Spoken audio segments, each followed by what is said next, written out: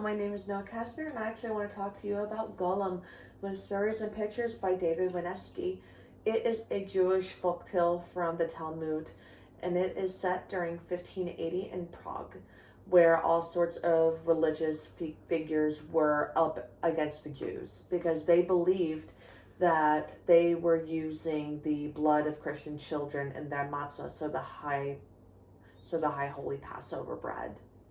The chief rabbi of Prague, who was Judah Loden was fasting and praying and hoping to try and find a solution for this problem for the Jews that were stuck in the ghetto without any protection or any weapons. In his dream, he saw a glowing hand that wrote in the smoke and ash, Golem. So he decided that's what he was going to do, because only the highest holy men could actually control them. So he enlisted the help of his son-in-law and his best student, and they went out to the riverbank to collect clay to make this man of clay. And they did. He wrote Emet, truth, on his forehead and gave him the name of Joseph.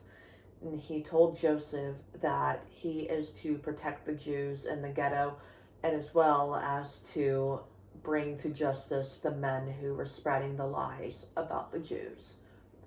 And so Joseph asked him, "How long will I live?" And he had said, "Only until the Jews are no longer in danger." So that's what he did. The next day, he went off on his mission, starting to capture the men who were spreading the lies. And he became infatuated with the sunrise. He loved the sunrise. But the rabbi, he wasn't too thrilled about it and told him to get back to work. There was a mob and a riot that came to be because of it.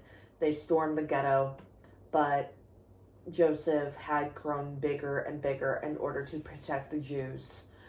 And he, in turn, destroyed the mob in his anger and as part of his duty. The rabbi was called by the emperor to go to the palace to talk to him about Joseph, and asked the rabbi, how long is this golem going to live? And the rabbi told him, only until the Jews are no longer in danger. And so the emperor gave the rabbi his promise of protection for the Jews. And so the rabbi called Joseph to go talk to him.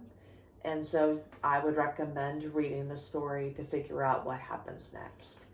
This is a retelling by David Wisniewski about this Jewish folktale, and it is one that is of great importance, and I highly recommend reading it and see what happens in the end.